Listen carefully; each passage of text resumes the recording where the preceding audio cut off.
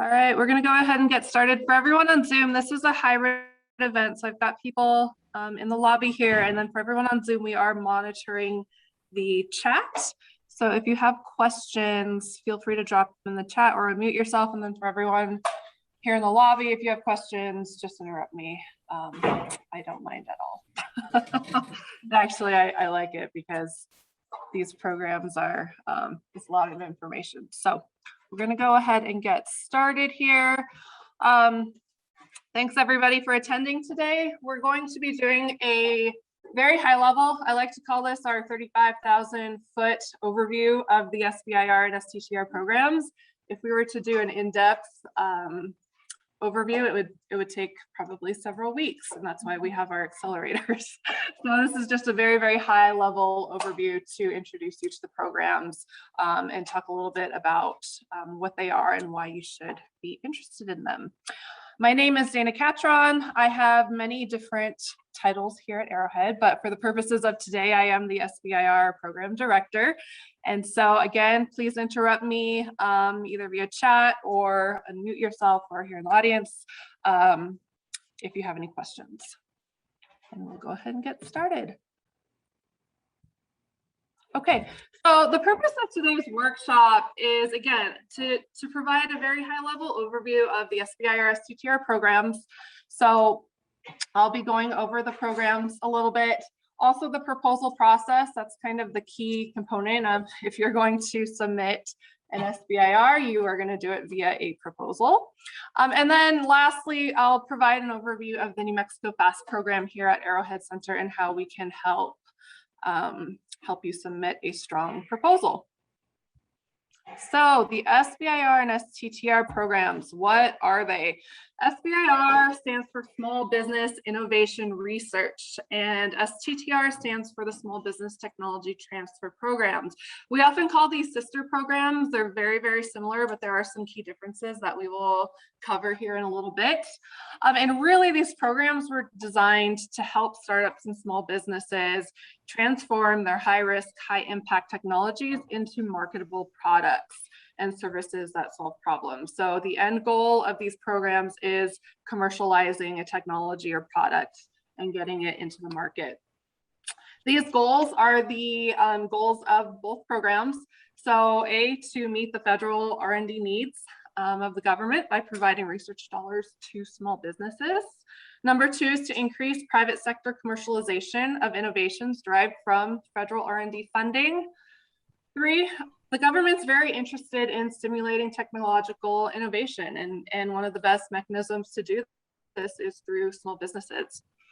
Fourth, it's to foster and encourage participation in innovation and entrepreneurship by socially and economically disadvantaged persons. And so we have a particular focus here at NMFAST on serving minorities, rural businesses, things like that. And then number five is specific to the STTR program, and that's really to foster technology transfer through cooperative R&D between small businesses and research institutions. And we will talk about what research institutions are here in a little bit. But before we get into all of that, the first thing to talk about is eligibility. So are you even eligible to apply to these programs? That's a really, really important factor, because if you're not eligible, you don't want to spend the 100+ hours it will take to apply. So in order to be eligible, you must be organized for profit with a place of business located in the US. This is really important. More than 50% must be owned and controlled by one or more individuals who are citizens or permanent resident aliens of the United States. So that's critical. If you can't meet that, you are not eligible for these programs. You also must be a small business. Here in New Mexico, just about everybody we work with, there's no problem qualifying as a small business, because the definition by the SBA for small business is less than 500 employees. Another thing to keep in consideration, and again, this isn't a hard line, but the focus is performing R&D. So really consider that when you're thinking about these programs. These funding opportunities are not meant to purchase equipment or commercialize a technology that has already been developed or one that has very low risk and only needs capital. This funding is there to fund high risk, very, very early stage technologies, ones that would not be funded through things like venture funding yet because they're so early stage. So that's just something to keep in mind when you're looking at these programs. Another really important factor is the technical challenge focus. So agencies who participate in the SBIR and STTR programs really want the business to solve a technical challenge with their innovation. So that's the first thing when you work with FAST, we try to identify what is that technical challenge that you would be looking at with this funding. If I could already go out and buy something, I would do that, right? That would not be something to use the funding for. So there needs to be a really compelling reason why this funding is the only path forward. And most of the time it's because it's so early stage, nobody else is going to fund it, right? And you don't have the capital to fund it yourself. Solving that technical challenge also allows you to look at other issues, like can the product be made better by doing X, or can you cut costs by doing Y? So these are things that kind of naturally fall in line when you start thinking about these programs.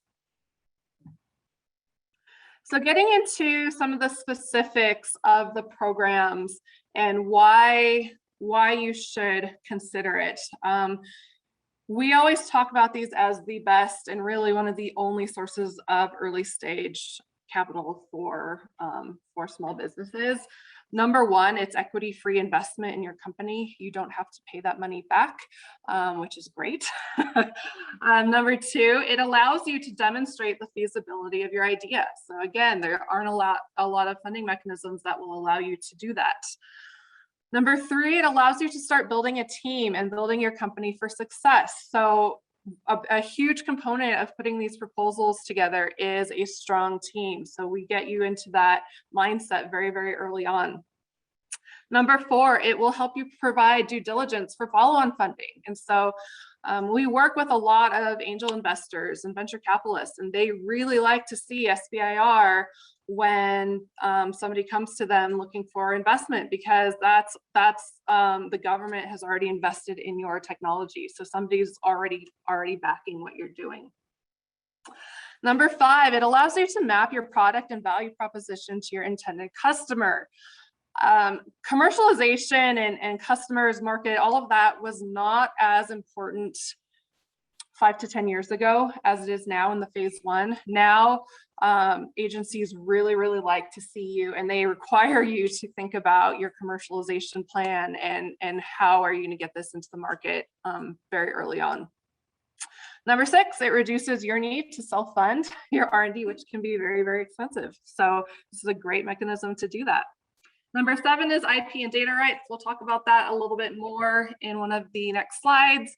And then number eight, this is probably one of the most important ones for me anyway, and it positions you for sole source government contracts. So once you get a phase one, you are positioned for sole source, and that's huge in the contracting world. So it's a really great benefit if you can get that phase one, and if government contracts are something you'd like to pursue. Government's purpose. So why do they even fund these programs? It builds a stronger economy for America. So the government recognizes that small businesses are the backbone of America. They account for 44% of US economic activity, which is huge. And the more businesses that succeed, that equates to more tax revenue, more job growth, et cetera. So they're very interested in supporting small businesses.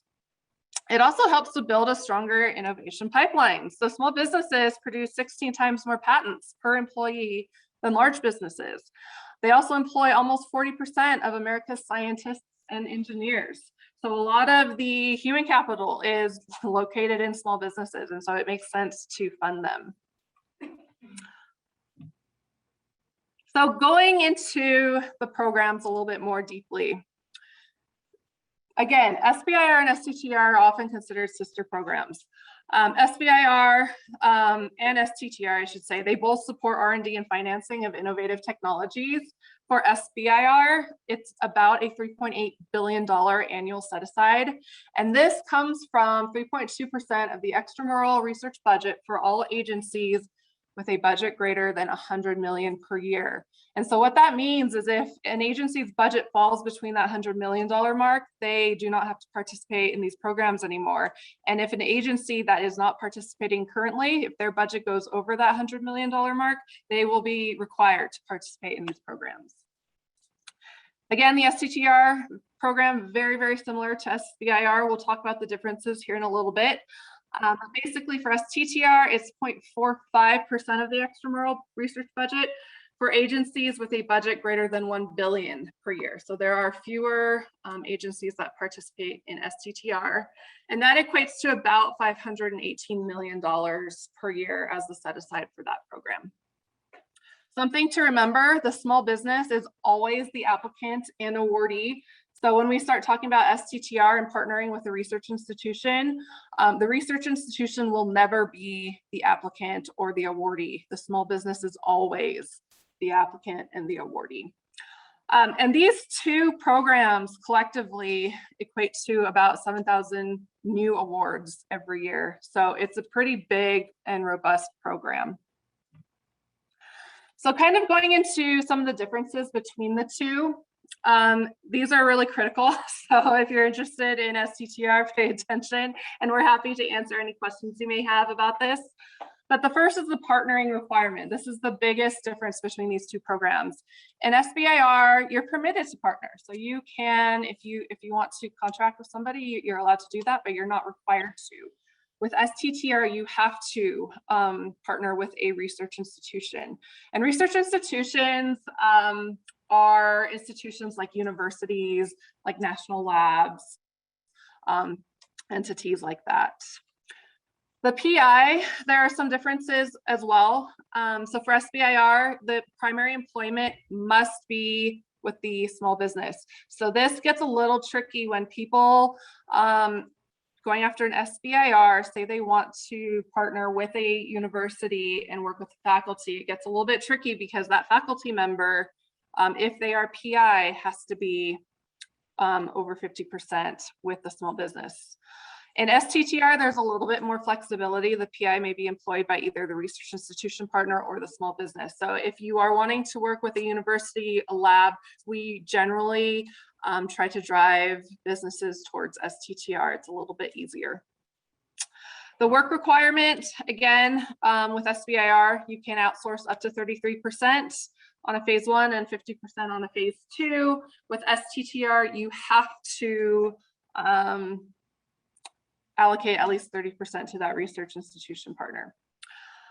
IP requirements, obviously with SBIR, if you're not working with anybody, you don't need an IP agreement with yourself. If you're working with a research institution, you must work on that IP agreement. And it must be signed prior to the award. So again, if that's something you're interested in, we suggest starting to have those conversations as soon as possible because it takes a while to work those out with those institutions. In terms of participating agencies, again, because the SBIR program only requires that $100 million research budget, 11 agencies, and it's actually 12 departments, we'll get into that in a little bit, participate in SBIR while only 5 participate in STTR. And the program size, we already talked about that. SBIR is much bigger than STTR. So with the participating agencies, all of the agencies you see are participating in SBIR. And then the ones in gray are your STTR. So those are the bigger ones, the DOD, DOE, HHS, which houses NIH, NASA, and NSF. So those are your primary STTR agencies. Again, they also participate in SBIR.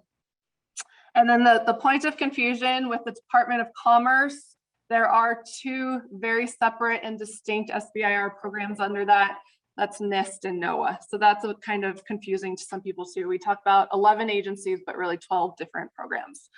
But I'm about to confuse you even more because within the 12 different agencies or departments, they all have components or other institutes that also participate in SBIR. And so when we're thinking about like DoD has 14 distinct components that participate in the programs, which are very different. And they all have their particular way of doing of what they want in terms of requirements for the proposal. Air Force is the most drastic. They have a completely different process than any other agency. And so 14 for DoD. Under DHS, there are 7 different components. HHS has 24 NIH institutes, and then the bold ones at the bottom are the 3 other HHS agencies. So there's technically 4 under HHS, but then when you add in the 24 NIH institutes, it's quite a few. Under DOC, again, that's NIST and NOAA. Those are the 2. They're very separate SBIR programs. And then under DOD, there are 12 different components. And so this is why we created our, oh, and actually, I think there's one more. There's 8 under DOT. So one of the reasons why we created our FAST program several years ago is because this is really confusing. We talk about the SBIR and STTR programs as 1, maybe 2 programs, right? But when you break it out, there's a lot of different programs, and they all have different ways of how they want that proposal written, things like that. And so we're here to help you navigate that process. I'm not going to go over this slide in detail. We'll be sending these slides out after. It's more so you can reference back later. But we just provided the very general things that these agencies tend to fund. And again, this is not written in stone. A lot of these agencies, especially NSF, are very broad. And so there's a lot of different things that they fund. So I'm not going to spend too much time on that one. You'll have this after the presentation. But some differences, and again, this is important to note before you pursue this kind of funding. The proposal submission process, like I mentioned, is very different for each of those. And so navigating that can be really tricky. The requirements vary. So that can include the format and the layout, the page counts, the content expectations, the portal that you submit them through, when you're allowed to talk to their program managers, things like that. The funding levels vary. We'll have a slide here in a minute that shows the differences in funding levels. Periods of performance vary depending on agency. Solicitations also vary. So some may only have 1 solicitation per year, some up to 3. This solicitation guide on the right-hand side we have available on our website, and it's again a very high-level overview of when solicitations can be expected to open and close, so that if you are thinking about applying to maybe 2 or 3 different agencies, you can kind of time it a little bit better, and it gives you a high-level overview. So why pursue this funding? It's the government seed fund. You'll often hear it called America's Seed Funds. The government is essentially investing in an idea, in your idea. And so it's a great program to take advantage, again, if you have an early stage technology that you want to fund. The dollars are risk-free. We say that with a little bit of, quotation marks. There are some things tied to those dollars, but compared to things like a loan or venture funding, things like that, they're a lot less risky for the business. You don't have to pay the money back. You're not giving up any equity in your company, things like that. It's very similar to an established process of seeking third-party investment, right? So you do have to think about putting together a pitch. You need to know your product, the potential market, how is it going to be sold, things like that. And then again, we mentioned this earlier, but it does put you in a priority position for sole source sales to the government. So, and these are going to be your DoD, NASA, those types of agencies. And And let's see, I'm going to answer a couple of questions on the Zoom really quick. So how quickly do they award after the window closes for submission? That also depends on the agency. So if you have a particular agency in mind, we can chat offline. But again, that's very, very dependent on the agency. And then yes, we will be sharing the PowerPoint after this.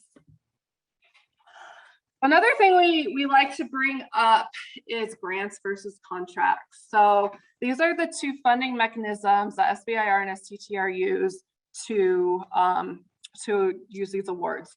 So some agencies use grants, some use contracts. There's only one that uses both, that's HHS.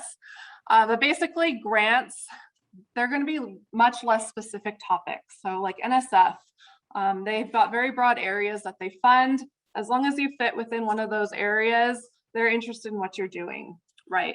Compared to contracts, which is like your DoD, they're very interested in very specific things. And so when they put out their solicitations, they've got specific topics that they want solved. So they're going to say, we have this specific problem on this carrier.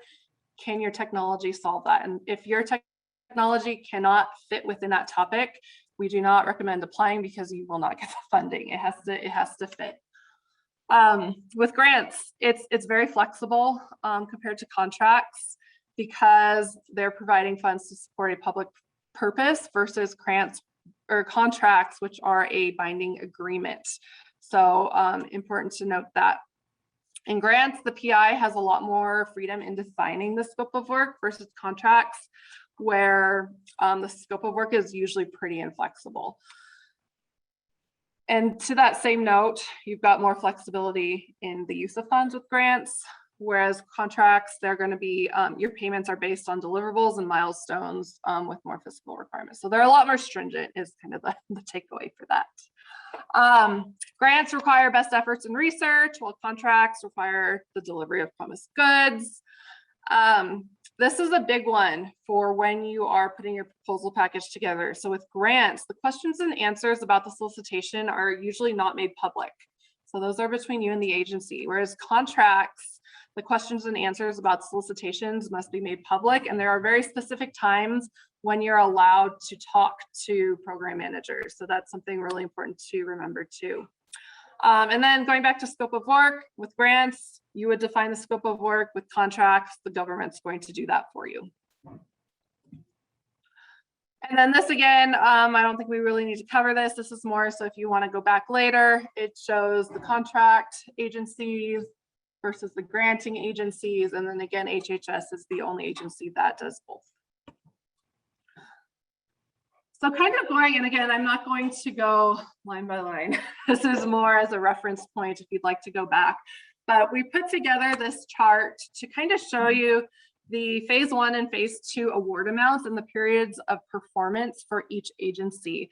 Again, this can vary because within, say, DoD, there's all of those different components. And so that's why we say up to. But generally for your phase 1, you're looking at anywhere from 100K up to about 250K for that phase 1. And then for phase 2 across all agencies, usually around 400K up to 1.6. We've seen them go up to 2 million. Again, it depends on the agency and the mechanism. You can also see that the periods of performance vary depending on the agency.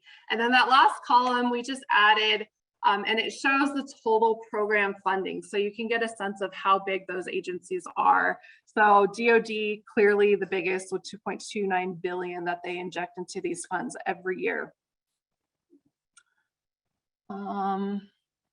Oops, okay, hold on. I've got another Zoom question really quick. Oh, that's from Dell, okay. So data rights and IP protection. I'm not going to get too much into this because we can get really into the weeds when we're talking about data rights and IP protection. If that's something you would like to talk to us about, we're happy to do that offline. The USPTO also holds regular webinars on this, but basically regarding the SBIR and STTR programs and data rights and IP protection, you as a small business own and have full rights and title to the data developed under an SBIR award. With STTR, again, it's a little bit different because you're working with a research institution. And so you have to negotiate and sign that IP agreement, identifying the sharing of data rights prior to the award. So that's something, again, if you're interested in STTR, we encourage you to start as soon as possible so that you can start working with that institution on that agreement. Years from the start of your award. So that's really important to know. And the SBC, so that's you, must mark SBIR technical data appropriately. Again, if you have more questions about this, Dell and I can talk to you about it more offline. This is really important to know too. So data rights only apply if you have not protected the technology before utilizing the programs to develop that technology. So something to consider if you've already started the protection process. And then also the federal government has limited use of the data. We don't see this very often. They usually, but they put it in because they do have use of it. Usually if they do use it, it's for the evaluation of the results of the award. And they do receive a royalty-free license to use that, whether it is patented or not. Again, we don't see this very often, and it's usually for evaluation purposes. If this is something you'd like to dive into more, the SBA has actually created some tutorials on it that are pretty comprehensive, and I've included the link in the slide. So once we send these out, you can go in and visit that if you have more questions. So getting into the program itself, we call the SBIR and STTRs a gated program. And the reason is you have to complete one phase to go on to the next. I'm going to preface that by saying there are some instances where you can go directly to a phase 2, but they are few and far between. And so generally we like to say it is very gated. You have to have a phase 1 to go to a phase 2. We also talk about what we call a phase 0. So that's kind of your proposal development stage. That's really where NMFAST, where I know there's a lot of people on Zoom that aren't in New Mexico. So other FAST sites, SBDCs, other organizations like that will help with the phase 0. We provide very comprehensive proposal development assistance, which I'll talk to you guys about in a little bit, and also microgrants. So there is some funding available at the phase 0 stage. The phase 1 is really your concept phase, right? So that's where you're developing that concept, that technology. The levels between 100 and 250K, between 6 to 12 months, usually for that period of performance. And these are very, very competitive programs. So there's about a 15% success rate of submission, which is low. The nice thing though is we like to encourage multiple submissions, because once you kind of get the hang of it, it gets much easier, and then we can help you get that award. So that's why it's great to work with us. Once you have your phase 1, you'll be eligible for phase 2. One thing about going from a phase 1 to phase 2, say you get a phase 1 with NSF, you don't have to get your phase 2 with NSF. If you see a phase 2 with a different agency that also fits what you're doing, you can go and get a phase 2 with any agency. So it is gated, but once you have that phase 1, there's a lot of flexibility with how you get that phase 2. The phase 2 is really for your prototype development. That's why the funding level is higher, as well as the period of performance. And the success rate is much higher because, again, it's only phase 1 awardees are applying for those phase 2s. Some of the agencies have second phase 2s, so this is where it gets a little complex. This is really your demonstration phase. So where you're developing that prototype, you're in the demonstration phase now, and then the goal is to get to phase 3, which is your commercial sales. Important to note, phase 3 is not funded by the SBIR program. And so we talk about phase 3 because, again, it is the end goal. The caveat is if your end goal and if your end customer is somebody like the DoD, they would fund you, but they would fund you via a different mechanism, not through their SBIR program. So again, kind of going back to the backbone of these programs, it's really innovation. What you're doing has to be innovative. One thing we like to talk about and stress when we're doing these presentations and when we're talking to clients is innovation doesn't necessarily mean high tech. These programs have funded low-tech processes, products that are considered innovative, but maybe aren't high-tech. And one of the really good examples we like to use is a business was funded to develop a process. It was basically a process of using comic book creation for PTSD patients. So again, not super high-tech, but the process hadn't been used before, and it was really of interest to HHS, so they funded that. It comes in all shapes and forms. So again, comic books, not what you would, typically consider high tech, but it was funded. And it can start anywhere in the product idea chain. So don't limit yourself because you think your technology or innovation is in a specific part of that idea chain. Commercialization, again, like I said before, the agencies are much more fixated on getting that commercialization plan, at least the gears going in that phase 1. Before, it was more important the phase 2. Now it's very critical in the phase 1. They don't define how it needs to be commercialized, but it should have the potential to be commercializable. We don't know if that's an actual word, but we use it a lot.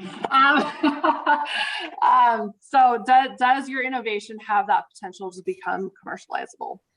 And does it have a clear path to market, or do you have a strategy for how you're going to get there and how the funding will be used? So things like customer discovery activities that address the pain point, show gain, find the value statement. These are all things you need to kind of be considering while you're developing that phase 1.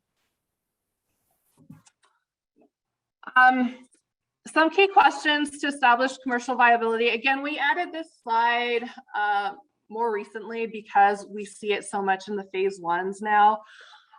So these are just some things to start thinking about as you're developing it. It's pretty cut and dry commercial questions, but what's the demand and how has it been validated? So have you been talking to potential customers? Is anybody interested in what you're doing? Do people even need what you're developing? That's kind of a critical point, right? What's your market size? What are the involved economic factors? So is what you're developing a luxury or a necessity? That can be a really big deciding factor, things like that. The meeting started at 12, not at 1, so I'm on it, but I'm calling you. Oh, okay. Oh, okay. All right. Can you reliably reach your customer? What's the market saturation? Things like that. If you have questions about commercial viability, things like that, we encourage you to take advantage of things like accelerators. So Arrowhead, we run sprint accelerators, which really dive into all of these questions and make you go out and talk to your customers, things like that. I know a lot of programs across the country that do similar things that really go well if you're trying to put together a phase 1. Going into the proposal process, again, I'm gonna preface this by saying it's very dependent on the agency. So this is a very general overview. And if you're going to pursue this funding, you have to look at the specifics for that funding opportunity that you're going after. But generally, the first thing you would do is determine your eligibility. So are you even eligible to apply? Number one thing you want to do. We kind of talked about what those eligibility factors are in a previous slide. The second is you need to develop an innovative idea. So is what you're doing innovative, and will that qualify under these programs? So do you have an idea or technology that can respond to a specific need that the agency has? Again, that's more, this is more for DoD, those contracting agencies who have very, very specific needs. But even under granting agencies like NSF, they're going to have buckets that they're going to want to fund under. So making sure you align yourself with those funders. There are some registrations you must complete in order to apply. 3 in particular, so your Duns and Bradstreet or Duns, your System for Award Management or SAM, and then your SBA company registration. So regardless of which agency you go after, you have to have those 3 registrations. And so we encourage you to get those as soon as possible. And then we added number 4 because each agency has their own specific registrations that they want you to register for. So depending on the agency, you'll need to register for more. So again, talk to us soon so that we can point you in the right direction on what those are.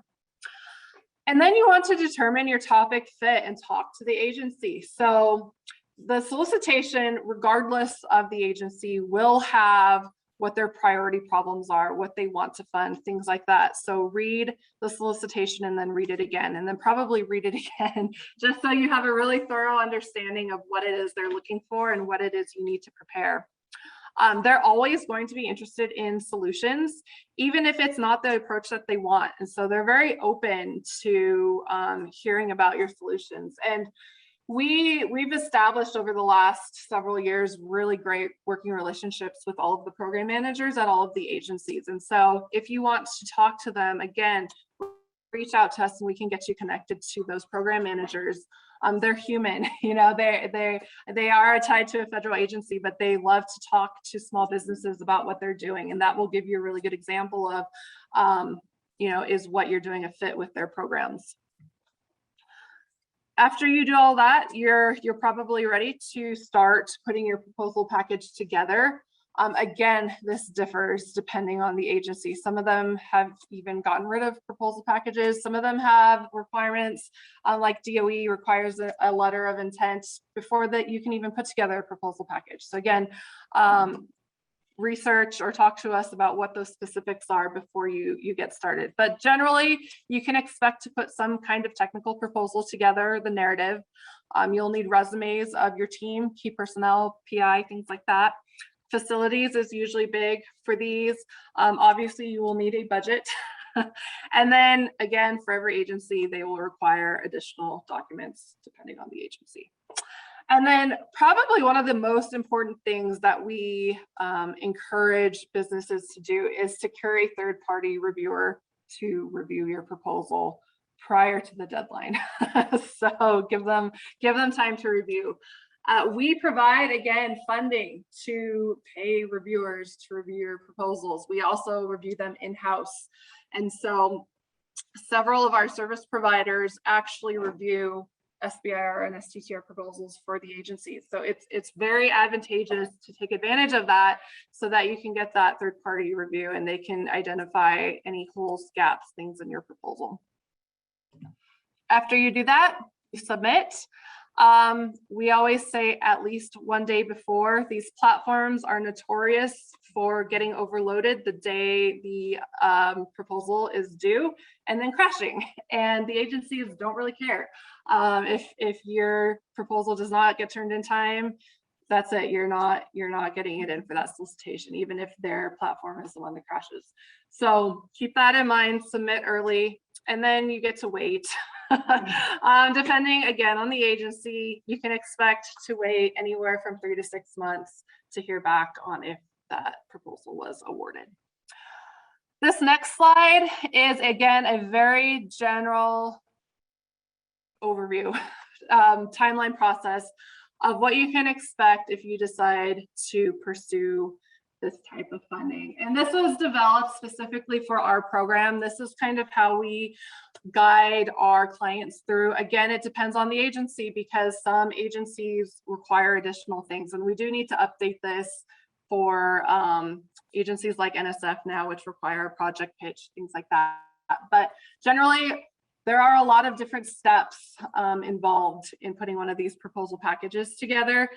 If it is your first time putting one of these together, we generally say at least 100 hours will be dedicated to putting together a compliant and strong proposal. So it's a commitment if you decide to do this. So if you do decide to do this and you live in New Mexico, New Mexico FAST can help. And again, for those of you who are not in New Mexico, the services we offer through FAST are very similar to services offered through other FAST sites in other states. So if you have questions on that, we're happy to connect you to the support organization in your state. But for New Mexico, what we provide to small businesses, again, at no cost, we are funded through the SBA to provide these services. We provide proposal development assistance that spans, it's very broad. Let me just put it that way. Whether you're brand new to these programs and need help identifying the topic, the agency, is your technology even innovative? We'll sit down and talk you through all of that, all the way up through submission. We do, again, like I said, proposal package reviews, either in-house or we can do it via our service providers. We do tailor our services for each client. So we offer very customized support for each client. Every client we have is at a different stage in development. Some may be brand new to the program. Some may have submitted several proposals and haven't been successful yet. So we determine how we're going to provide our assistance when we do our intake interview with you. Our micro grants, like I mentioned, are phase 0 funding, up to $2,000. And again, this funding is available. It's very broad to help with proposal development assistance. So if you need to talk to an accountant, we can provide funds to do that. If you want to go to a conference like the SBIR conference where you can go and talk to program managers in person, we can fund that. We'll fund reviews, things like that. So it's a sliding scale of up to $2,000 for that phase 0. We offer free workshops and engagement activities like this one today throughout the state so that we can do a lot of outreach and introduce businesses to these programs. This is considered an SBIR 101, again, 35,000 foot overview, but we also do much more specific workshops. So for example, Dell will be doing one specific to NIH in about a week or two. So be on the lookout for those. We've developed a ton of tools and resources that are available on our website. And if we have time at the end, I'll show you what those look like. But the link is also provided here. Those are things like proposal templates, compliance matrices, checklists, all of those kinds of things to help you develop that proposal package. We also have a monthly newsletter where we blast out all of the opening and closing solicitations for all of the agencies, any upcoming events, things like that. We encourage you to sign up for that. We have a very robust YouTube library of videos on SBIR. I always, again, preface this by saying they're pretty dry. SBIR can be pretty dry, but we've tried to break them up into small chunks so that if you're working at 3 a.m. in the morning and we're most likely asleep, although Dell and I are usually up at 3 a.m., you have a resource to go to get some questions answered. One of the things we started a few years ago, which we're really excited about, are multi-week SBIR and STTR accelerators. I'll be talking about that in a minute, so I won't go into too much detail on that. Along with our annual SBIR STTR Innovation Summit, I'll also talk about that in a minute. And then one of the newer things that we're integrating that we're really excited about is a learning management system through Canvas, integration of our SBIR STTR curriculum. So that's if you want to do a more self-paced study through these programs instead of our accelerators, which are incredibly intense. Our living library and website, again, I won't go into too much detail on this, but we've developed many resources for putting these proposals together. Again, our YouTube channel, I think we actually need to update this. We have over 141 videos, but we have quite a few videos on SBIR. We also have very handy playlists. So if you're interested in a particular agency, we've collated all of the videos tied to that agency into a playlist for you. SBIR Accelerator, like I mentioned, if you are interested in putting together a proposal package, we highly encourage you to sign up for our SBIR accelerators. We run several of these per year. We have 2 tracks. So our SBIR 101 track is a little bit shorter. It's about 6 weeks long, and it just goes through the programs in much more depth than, say, this workshop. And by the end of it, you should have a very good idea of which agency you want to apply to, things like that. Our agency-focused ACSAs are very intense.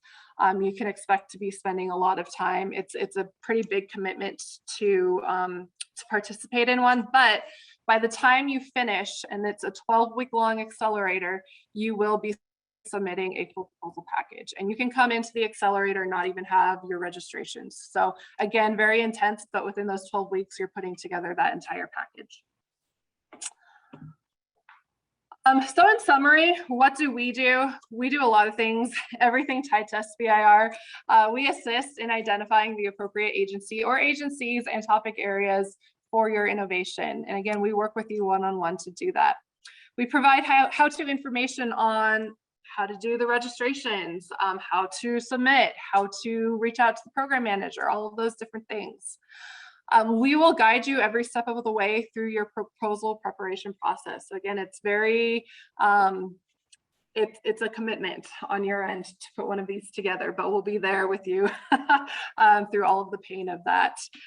Again, we've developed a robust suite of SBIR resources that anyone in any state has access to. So those are all housed on our website.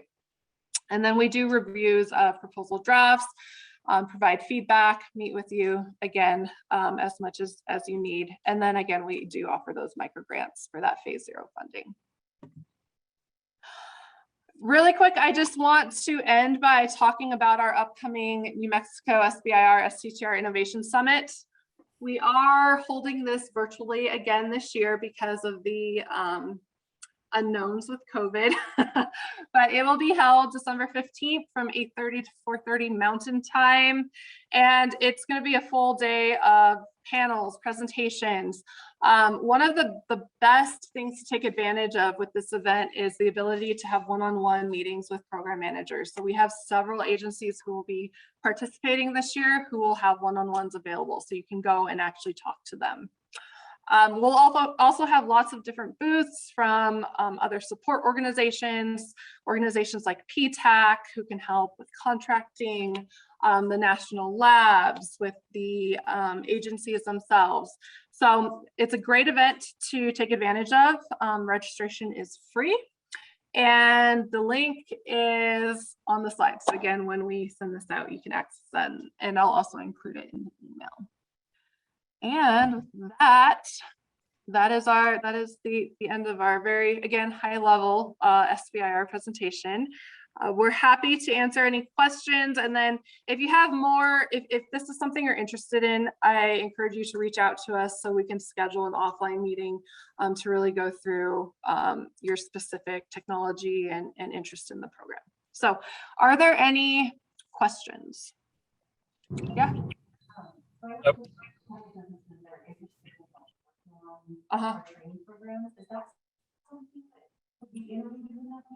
Yeah, and so again, we would talk to them to figure out more about what they're doing. But the Department of Ed is a really great example. They have an SBIR program, and a lot of what they fund is curriculum development. Mm-hmm. And then what kind of a lot of different ag projects. Yeah, so the USDA has a really great program. We actually just wrapped a USDA specific accelerator. And so if ag is something you're interested in, definitely talk to us. We'd be happy to both. I have a Yeah. somewhat tangential question. Sure. Have you all seen any SBIRs that require DCA compliant auditing systems? Yes. So DCAA is something that we don't include in our 101 presentation because it's more specific for once you get that phase 2 for agencies like DoD. But DCA compliance is very critical. You will need a DCAA. Well, I am in the program. No, I'm in the right one. Another question? Let me see. How can I ask the question? And let me go through some of these Zoom questions really quick. So Janice, yes, you can get help with a project pitch. We're happy to do that. For Elizabeth, no, there is no charge for our SBIR accelerator. So we work really hard to ensure that we have funding to cover all of that so that we don't have to charge our businesses. Okay. We can at least How I make contact. We can hear you if you want to answer or ask. Oh, you can hear me? Yeah, uh-huh. Oh, I'm sorry. I hope I didn't. Oh, so I am developing a product pitch, and I'm following the recommendations that they want to see that before you submit any. I've never approached NSF, and I wanted to see if I could get assistance. I sort of developed an outline, which I incorporated the guidelines, but I think it would be in my best interest to have somebody take a look at it. And I just thought maybe if I could shoot it over, that would Yeah. be great. Definitely. And then we'll be holding a NSF specific accelerator next May, starting next May. So if that's something you're interested in too, we will be holding one of those very intense 12-week. Sure, I think that would be helpful. But as far as the product pitch, I think their next opportunity would be for a proposal would be this coming up soon, maybe December. I believe. Yeah, so NSF is one of those. They decided to change up their program quite a bit. So they have a rolling deadline. They don't have specific. They've got I believe it's 2 or 3 windows per year where you can submit.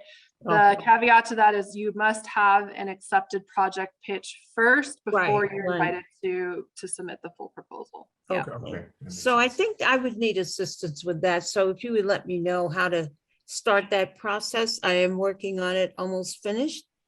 Yeah, just email me. My email is up on the slide right now. All right. And then I'll be emailing everybody who registered for this webinar and workshop. So you'll have my contact information that way as well. Oh, thank you very much. Sure. And One thing, sorry. No, go ahead. Oh, I was going to ask, are there any specific details and information required for application to the NMFAST SBIR training seminars that you'll have? No, so all of that information is available on our website. And again, we run several cohorts per year. The ones we have coming up next year, we'll be doing an SBIR 101 cohort, an NSF cohort, and then very likely DOD and NIH cohorts as well. And so I would say the best way to keep up to date is to sign up for a newsletter where we'll announce that and with the application link and everything. Okay, excellent. Thank you very much. Okay, other questions? Yeah. Yeah, thank you. This information was invaluable. Thanks so much for walking through it. Sure.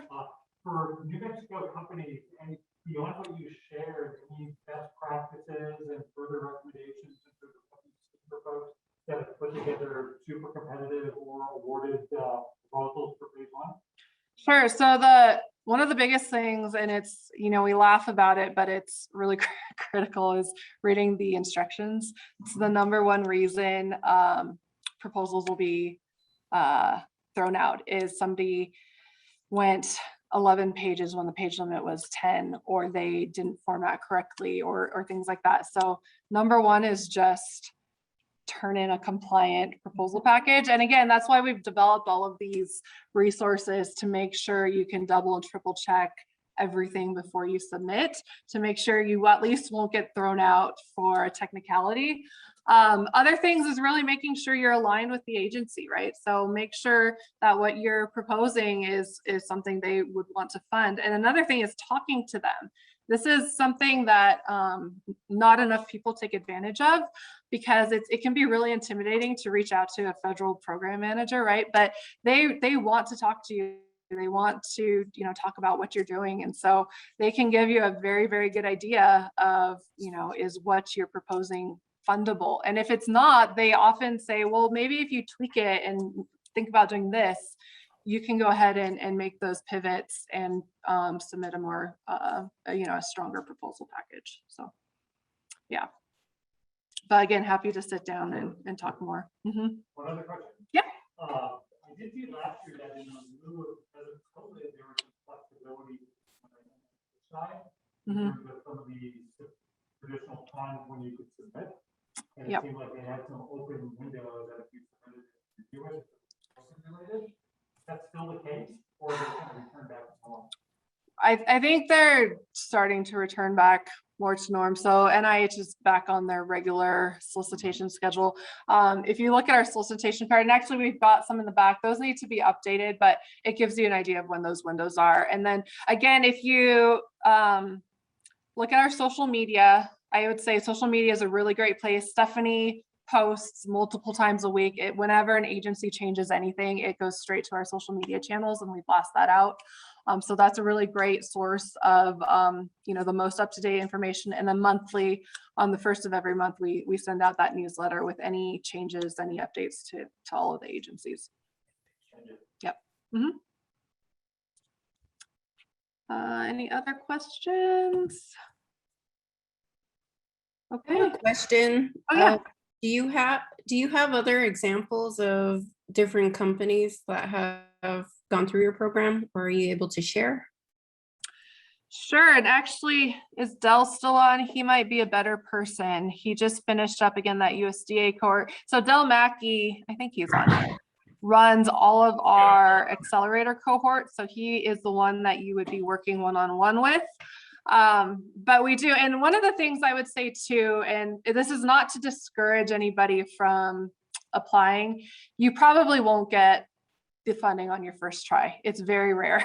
These are very competitive, and it kind of takes going through the pain of that process to regroup and then submit a really strong proposal. So it's very, very rare for us to see somebody get it on their first try. But that's why we're there, so that on your second and third try, you can submit stronger proposals. And we do see clients winning awards, after multiple attempts. And that's very, very normal across the board with if you ask any support organization. But Dal, do you want to speak to that a little bit? Yeah, I got a couple of minutes before I have to hop off for a call, but as far as the typical, kind of companies we work with, they really run the gamut of what are they developing, how far along are they. We've had clients that are, those home garage types. We have clients that have had prior awards and are trying to approach a new agency. And as Dana said, each agency is vastly different. So even for awardees for like DOE, when they switch to someone like NASA, it can be a very hard switch for them to kind of get around and figure out what they need to develop. We've worked with educational technology people, people that are developing new ways. A great example is to use hemp for insulation and siding for energy resilience in, farmsteads, things like that. We really don't discriminate. Whatever you're developing, as long as we can see some fit for innovation within the programs, we can definitely provide that assistance for how do I put together this proposal package? What do I need to focus on? How do I need to actually make this a visually complete and, story to tell throughout my proposal? And that really resonates well with agencies. Right. And then to kind of add to that, I forgot to mention this when I was talking about the agencies, but you can apply to more than one agency for the same project. You just would not be able to get funding for the same project. And we really encourage businesses to think about agencies you may not typically think of. So a really good example of this is maybe you're working on a medical device or something in the medical field. So obviously HHS is going to be the first agency you think of. But agencies like DOD also are very, very interested in medical. When you think about it, they are the war fighter, right? But they also have cities on the water. They have cities in other countries, right? And so they have needs that span across all sectors, all industries. It's not just weapons development, things like that. And so try not to box yourself in terms of thinking that you belong to a specific agency. You can probably fit within multiple agencies. So any other questions? Yes, it's Janice again. On the DOD, hi there. I was under the impression you have to, before you can approach them, you have to receive the phase 1 award. Is that not true still? What do you mean by approach them? or to submit a proposal, I believe you have to be a phase one successful applicant before they will look. I think they receive, you have to be in phase two. That's what I thought was true. For the sole source, Huh? I'm sorry. are you talking about for the sole sourcing? Yes, let's say I Yeah. want to apply to DOD, but my impression is they're not going to look at my app solicitation unless I had a successful phase one project, even from Mm. another agency. Right, so when you would do your mentioned- phase one, yep, so you would apply for your phase one, get the phase one. The sole sourcing wouldn't happen until you have a product and you're more in that commercialization phase anyway. And so it's typically after your phase two that they would be talking to you about sole sourcing. Mhm. Okay. Yeah. Thank But you can talk to them during the phase one. And actually a lot of companies do that, and the DoD will steer them into SBIR to go that route for sole sourcing. So, Okay, thank you. All right. Well, it's 1 o'clock. This workshop was recorded, so we'll send out the link to that as well. You can refer back to it. Everyone will be sent the slides. And then again, if you have any questions and want to chat offline, my contact information is on the slides, and it'll also be in the email. So thank you, everybody.